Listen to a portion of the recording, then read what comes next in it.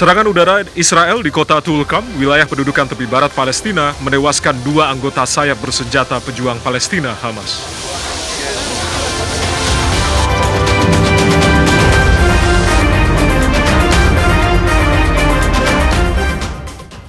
Pasukan Rusia menyerang sejumlah infrastruktur militer Ukraina, termasuk lapangan udara, fasilitas perakitan dan penyimpanan drone, dan depo bahan bakar.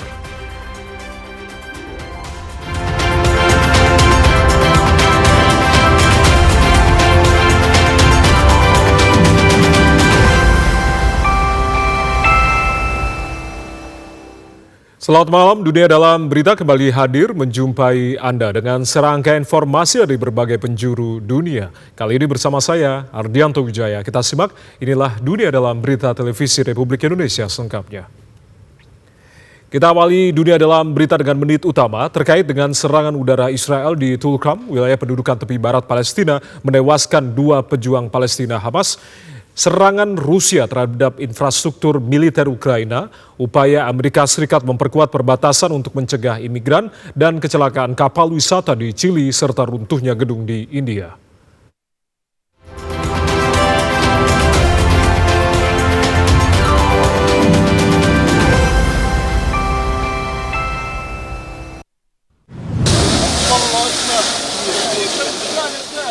Pejuang Palestina Hamas menyatakan serangan udara Israel di kota Tulkam, wilayah pendudukan tepi barat Palestina, menewaskan 2 anggota sayap bersenjata mereka. Hamas menyoroti fokus baru serangan Israel terhadap kelompok-kelompok bersenjata di wilayah pendudukan tepi barat sejak dimulainya gencatan senjata di Gaza. Rekaman gambar dari tempat kejadian menunjukkan petugas pemadam kebakaran menyemprot sisa-sisa kendaraan yang terbakar saat kerumunan warga berkumpul di dekatnya. Di Jenin, lebih jauh ke utara tepi barat, operasi besar militer Israel dengan ratusan tentara yang didukung kendaraan lapis baja, pesawat nirawak, dan helikopter memasuki minggu kedua. Asap tampak mengepul di atas kamp pengungsi yang berdekatan dengan kota tersebut. Sementara itu, petugas keamanan memeriksa kendaraan pengungsi Palestina di Wadi Gaza yang sedang bergerak ke Gaza Utara berdasarkan kesepakatan gencatan senjata. Ratusan ribu pengungsi Palestina yang akan kembali ke rumah mereka di Gaza Utara melewati pos pemeriksaan tempat petugas memindai senjata tersembunyi di dalam kendaraan. Pemeriksaan dilakukan oleh kontraktor Mesir dengan bantuan perusahaan keamanan swasta Amerika Serikat.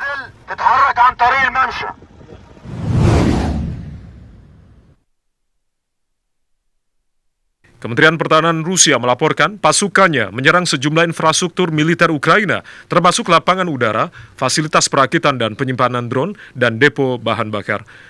Unit pertahanan udara Rusia berhasil mencegat sejumlah roket HIMARS, sistem roket artileri mobilitas tinggi, dan menjatuhkan puluhan drone Ukraina.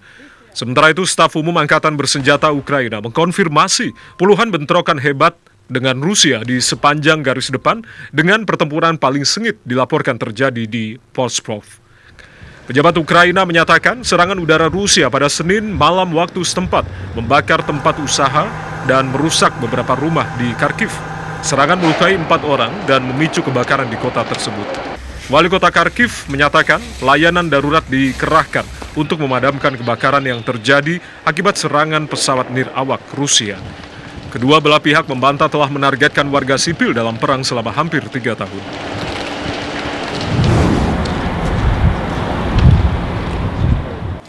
Militer Amerika Serikat memperkuat pagar pembatas di perbatasan dengan Meksiko saat pemerintah Presiden Donald Trump mengambil tindakan keras untuk mengekang imigrasi ilegal. Pasukan marinir memperkuat pagar perbatasan dengan balok logam dan kawat berduri.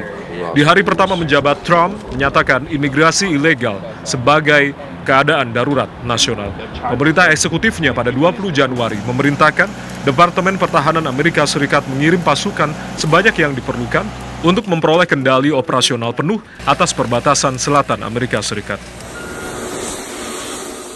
Departemen Pertahanan Amerika Serikat Pentagon merilis rekaman gambar yang menunjukkan imigran ilegal menaiki pesawat deportasi di Fort Bliss, Texas. Agen Bea Cukai dan Perlindungan Perbatasan Amerika Serikat memandu imigran yang dirantai dan diborgol ke pesawat militer. Pentagon menyatakan menyediakan penerbangan untuk deportasi lebih dari 5.000 imigran yang ditahan oleh otoritas mereka di El Paso, Texas, dan San Diego, California.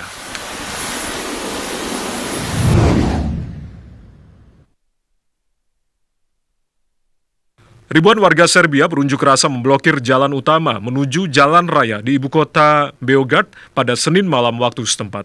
Mereka menuntut pertanggungjawaban atas runtuhnya atap beton di stasiun kereta api kota Novi Sad, Serbia Utara yang menewaskan 15 orang November lalu.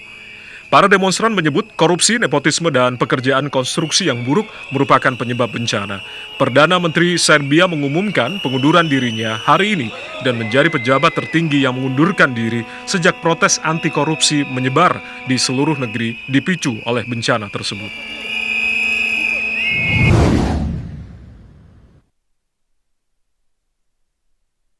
Kapal wisata tenggelam di lepas pantai selatan Chili mengakibatkan 6 orang tewas dan 27 orang selamat. Operasi penyelamatan melibatkan tim profesional dan relawan yang berlangsung hingga Senin waktu setempat. Kapal sedang dalam perjalanan dari tujuan wisata populer Caleta Condor di Bahia Mansa, sekitar 1.000 km sebelah selatan Santiago, saat menghantam batu karena kerusakan mesin. Sebagian besar penumpang merupakan bagian dari kelompok yang terdiri dari 21 keluarga. Pihak berwenang telah menangkap kapten kapal karena telah melanggar protokol keselamatan. Belasan orang dikhawatirkan terjebak setelah gedung 4 lantai runtuh di ibu kota India, New Delhi. Gedung tersebut baru dibangun dan memiliki luas sekitar 167 meter persegi. Wakil Komisaris Polisi untuk Delhi Utara, Raja Bhatia, menyatakan 10 orang telah diselamatkan, namun 12 hingga 15 orang mungkin masih terjebak di dalam reruntuhan dan sedang dalam pencarian.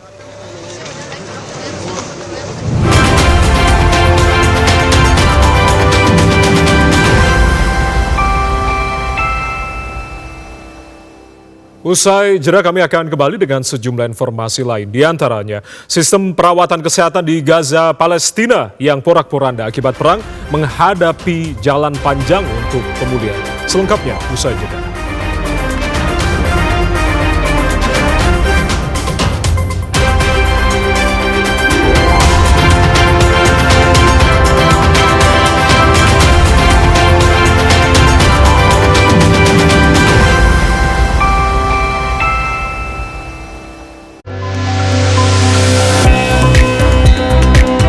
Bentangan alam nan memukau, seni dan warisan budaya yang beragam.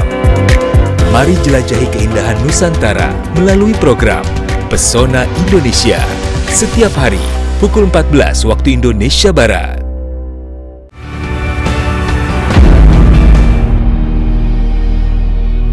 Sosok-sosok inspiratif yang memberikan manfaat bagi masyarakat, serta mengangkat realita kehidupan yang terjadi dari berbagai penjuru tanah air. Kalian melihat hijau di mana-mana, krisis air itu nyata. Hal yang berkaitan dengan upaya reforestasi selalu kita gambarkan di mana-mana. Inspirasi Indonesia, setiap hari pukul 14.30 waktu Indonesia Barat. Fokus membangun di kampung saya. Menelaah dan menelusuri sejarah peradaban umat muslim di Indonesia. Membahas perkembangan dan penyebaran agama Islam di bumi Nusantara. Untuk dijadikan sebagai bangunan benda cagar budaya. Kemudian akan berakhir kemana?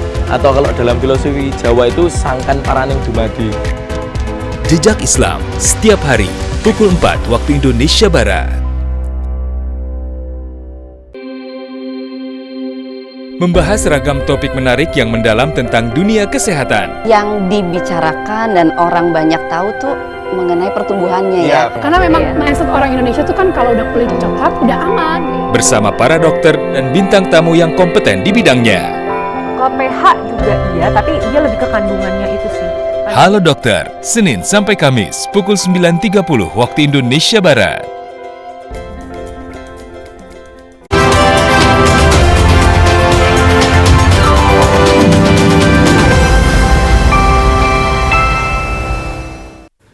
Anda masih bersama saya Ardianto Wijaya di Dunia Dalam Berita Televisi Republik Indonesia. Kita beralih ke informasi berikutnya. Sistem perawatan kesehatan di Gaza, Palestina yang porak-poranda akibat perang menghadapi jalan panjang untuk pemulihan. Dan kita simak informasi selengkapnya berikut ini.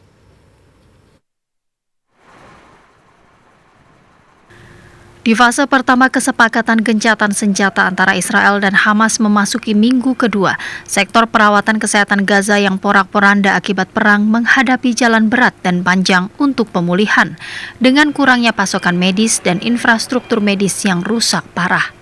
Selama perang, fasilitas kesehatan menjadi target Israel karena dituduh sebagai tempat perlindungan Hamas.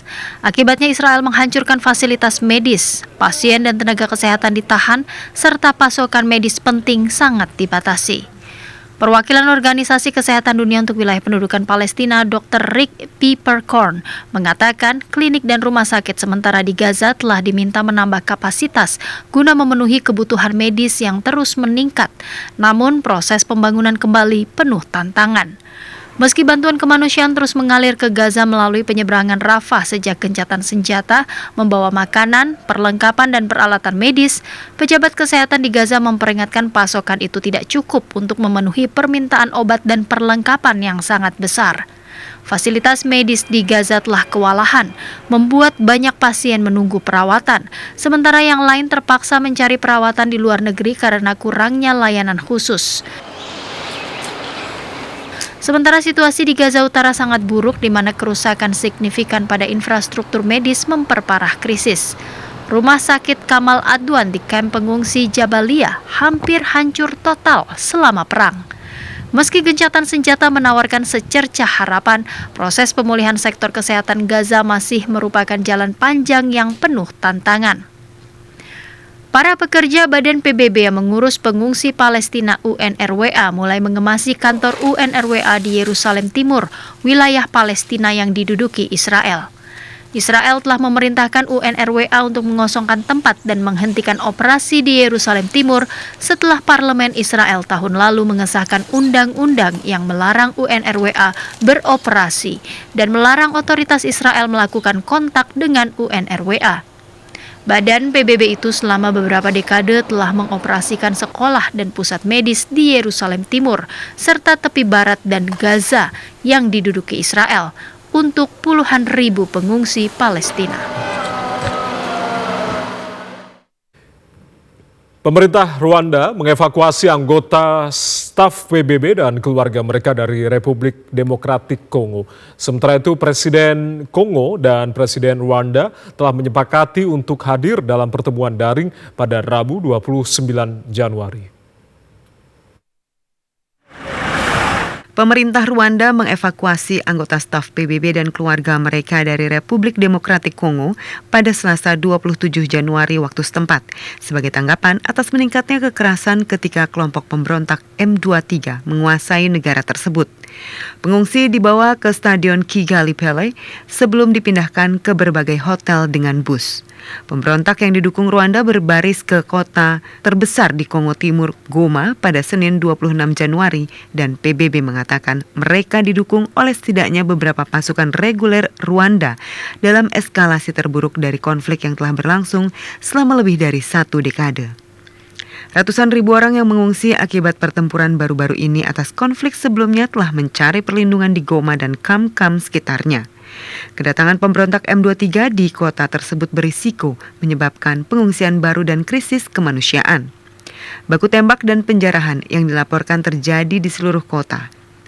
Perserikatan Bangsa-Bangsa telah menyerukan penghentian segera serangan tersebut, namun situasi masih tegang karena ribuan warga meninggalkan rumah mereka karena takut akan terjadinya kekerasan lebih lanjut. Rekaman media sosial menunjukkan orang-orang bersenjata di Goma, Kongo berjalan di halaman bandara di tengah suara pertempuran. Suara tembakan terdengar di dekat bandara di Goma, Republik Demokratik Kongo pada Senin 27 Januari waktu setempat. Ketika pemberontak yang didukung Rwanda memasuki kota itu dalam peningkatan eskalasi besar. Video saksi mata yang diunggah ke media sosial menunjukkan orang-orang bersenjata tak dikenal berlarian di halaman bandara ketika tembakan terdengar. Sejumlah warga juga melaporkan mendengar atau melihat bentrokan antara milisi yang berpihak pada pemerintah dan pemberontak M23 di daerah lain. Aliansi pemberontak yang dipimpin oleh milisi M23 yang dipimpin oleh etnis Tutsi mengatakan mereka telah merebut kota tepi danau yang padat penduduknya yang merupakan pusat utama bagi para pengungsi dan kelompok bantuan yang terletak di perbatasan dengan Rwanda dan terakhir diduduki oleh M23 pada tahun 2012. Presiden Kongo Felix Tshisekedi dan Presiden Rwanda Paul Kagame telah menyepakati untuk hadir dalam pertemuan daring pada Rabu 29 Januari. Pertemuan ini di tengah meningkatnya konflik berkepanjangan di Kongo Timur yang berbatasan dengan Rwanda. Kongo menuduh Rwanda mengirim pasukan ke wilayahnya dan mengancam akan melakukan pembantaian besar-besaran. Pemerintah Kongo mengimbau warga untuk tinggal di rumah dan menahan diri dari penjarahan. Rwanda mengatakan pertempuran di dekat perbatasan mengancam keamanannya, sehingga memerlukan postur pertahanan yang berkelanjutan. Tentara Rwanda kemudian mengatakan penembakan di Kongo telah menewaskan 5 orang dan melukai 26 orang di kota Rubavu dekat perbatasan dan Rwanda akan merespons untuk melindungi warga sipilnya. Kita akan menuju ke informasi berikutnya. Ribuan imigran terlantar di Meksiko akibat perubahan kebijakan Amerika Serikat yang memicu antrean panjang di kantor pengungsi. Tenda-tenda raksasa dibangun di perbatasan Meksiko untuk menampung para imigran yang dideportasi dari Amerika Serikat. Sekitar 1.500 imigran sebagian besar dari Haiti dan Venezuela membentuk antrean panjang di luar fasilitas sementara kantor pengungsi Meksiko, Comar, di dekat kota Meksiko pada Senin 27 Januari.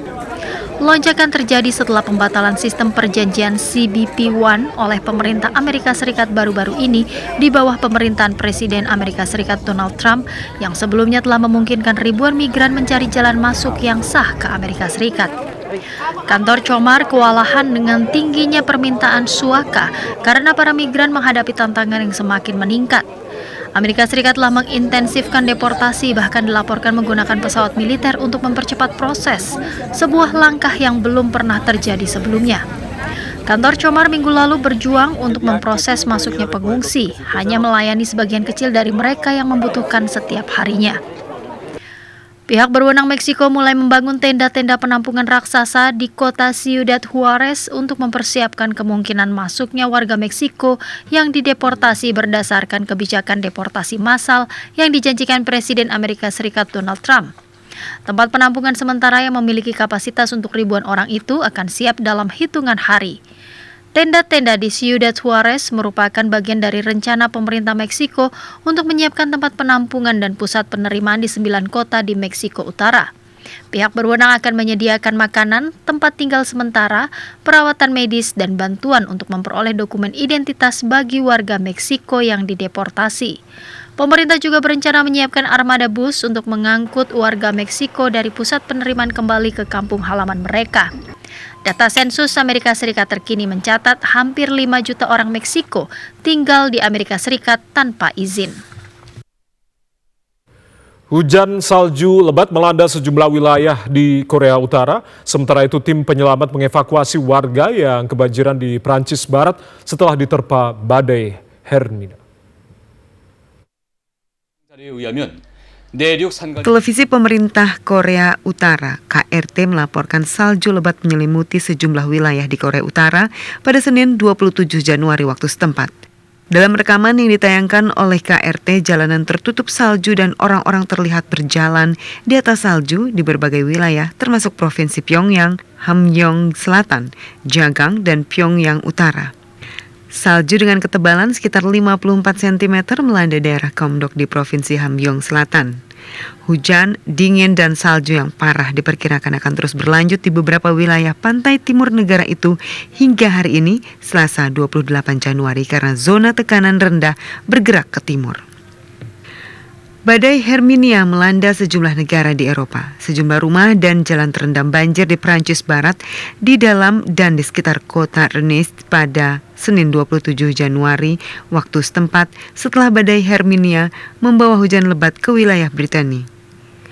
Lingkungan di kota Le Pont-Riang dan Geprimessex terendam air dan warga berupaya melindungi rumah mereka dari banjir serta menyelamatkan harta benda mereka. Tim penyelamat membantu beberapa warga untuk mengungsi. Badan Cuaca Nasional Prancis pada hari Senin menempatkan Departemen Ille-et-Vilaine di Britania dalam status siaga merah karena risiko banjir besar.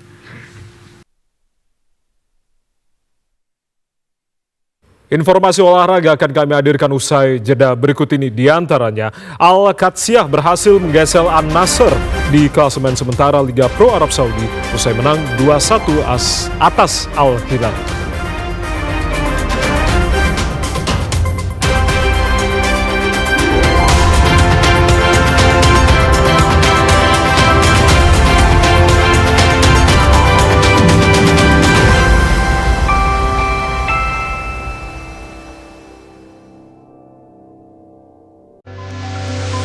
Menelaah dan menelusuri sejarah peradaban umat muslim di Indonesia. Membahas perkembangan dan penyebaran agama Islam di bumi Nusantara. Untuk dijadikan sebagai bangunan benda cagar budaya. Kemudian akan berakhir kemana? Atau kalau dalam filosofi Jawa itu sangkan paraning dumadi. Jejak Islam setiap hari pukul 4 waktu Indonesia Barat.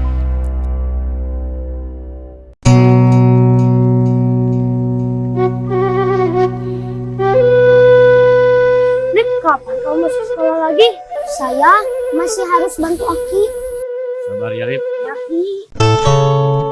Awas, hati-hati licin. Ayo. Halo. Assalamualaikum. Waalaikumsalam. Pak Kades, ada sembako buat Aki sekeluarga. Silakan. Aki, ini kenapa? Sepertinya sedang tidak sehat. Saya sama suami atas minggu ini begini keadaannya. Atas berobat? Acan, Bu Dokter.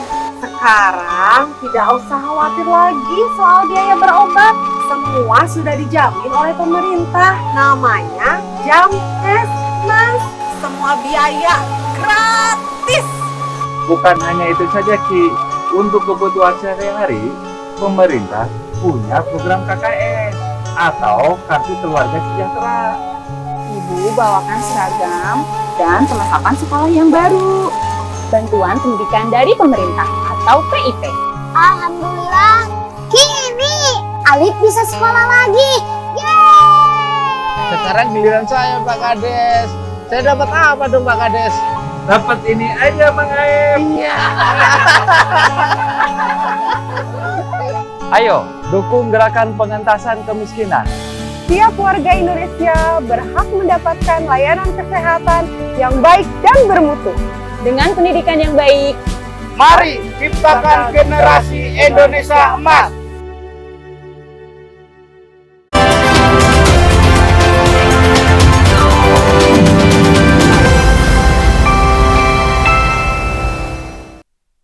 Terima kasih Anda masih bersama kami. Dunia dalam berita, kita beralih ke informasi olahraga. Al-Hilal menelan kekalahan 1-2 dari Al-Qadsiah di laga lanjutan pekan ke-17 Liga Pro Arab Saudi.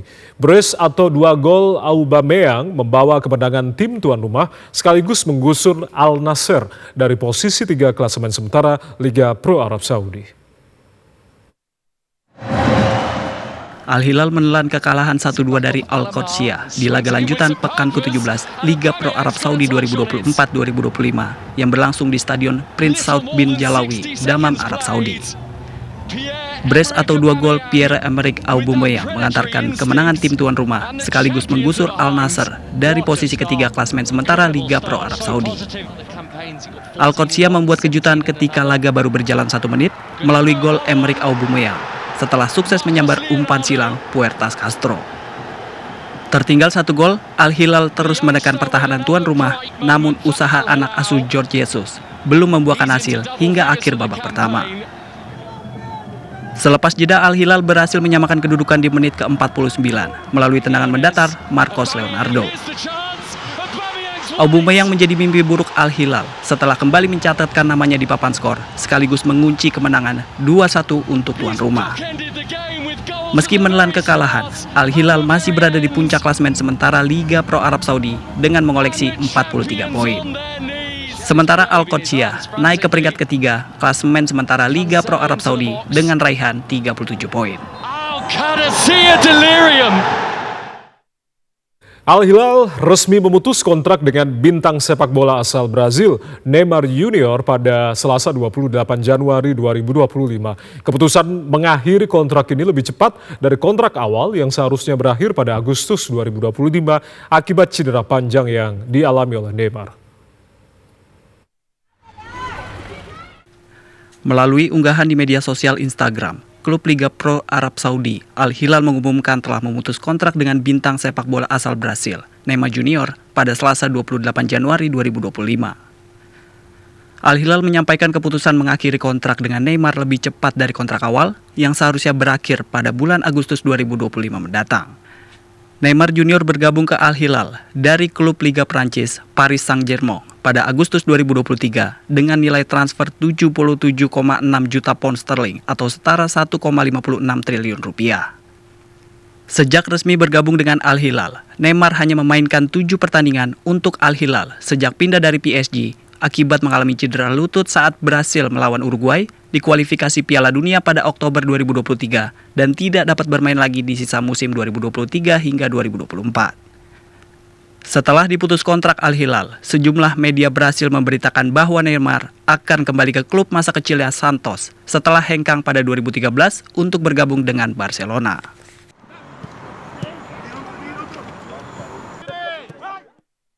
Kita menuju ke informasi menarik lainnya. Perayaan meriah digelar di seluruh Tiongkok untuk menyambut festival musim semi dan tahun baru Imlek yang jatuh pada 29 Februari 2025 menandai dimulainya tahun ular dan menjadi hari libur terpenting dalam kalender Tiongkok. Jelang festival musim semi, Tiongkok dipenuhi dengan kegembiraan karena negara itu merayakan hari libur yang paling dinantikan dengan pertunjukan tradisi dan perayaan budaya yang meriah, termasuk pertunjukan lentera, pertunjukan rakyat, dan parade. 29 Januari menjadi awal dimulainya tahun ular dalam penanggalan Tiongkok dan menjadi hari libur terpenting untuk berkumpul bersama keluarga. Di wilayah Pingluo, daerah otonomi Ningxia-hui di Tiongkok Barat Laut, parade Shehuo yang menampilkan tarian naga dan barongsai, tarian yangko, serta pertunjukan gong dan gendrang mendapat sorak-sorai dari penonton.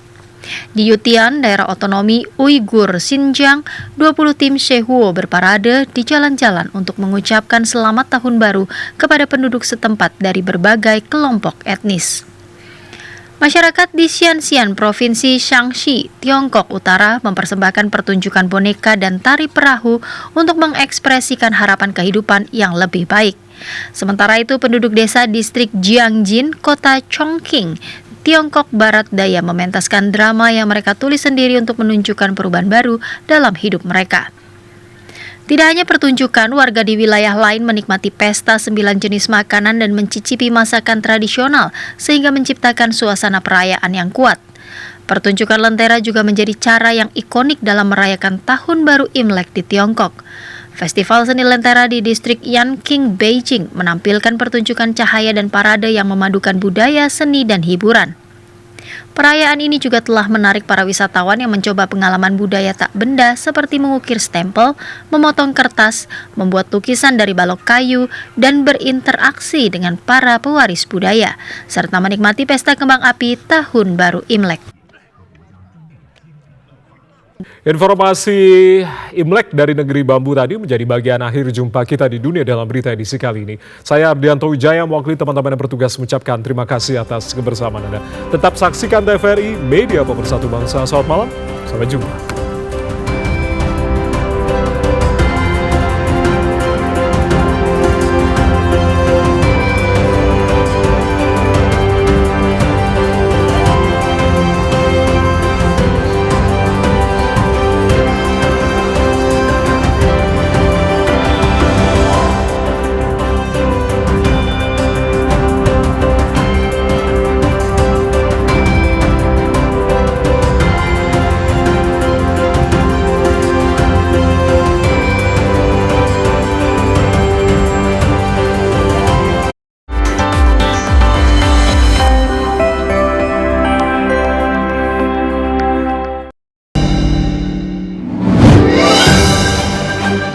President Prabowo reiterates Indonesia, like Malaysia, continues to support independence of Palestine.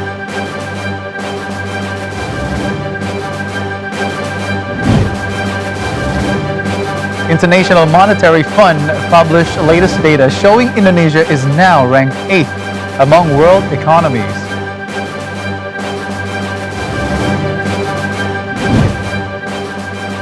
Indonesian Olympic Committee says Indonesia will always be prepared to host various international sports events.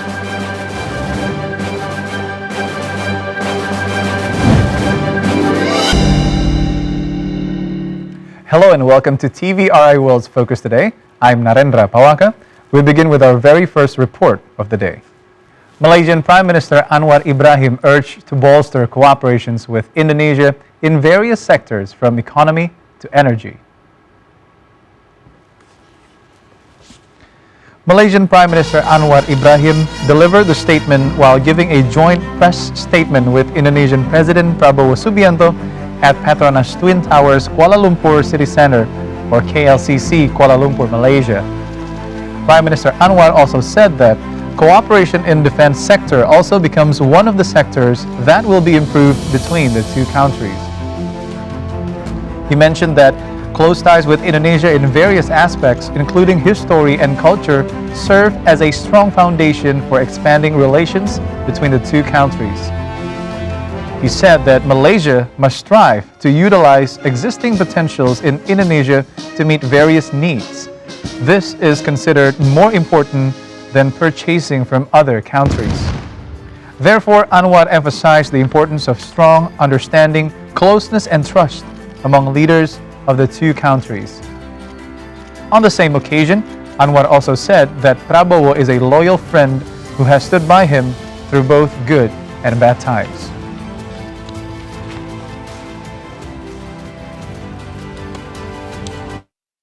Malaysia's Prime Minister Anwar Ibrahim said bolstering cooperations with Indonesia in energy sector is reflected through strategic collaboration between Petronas and Pertamina. Importance of the cooperation in palm oil, considering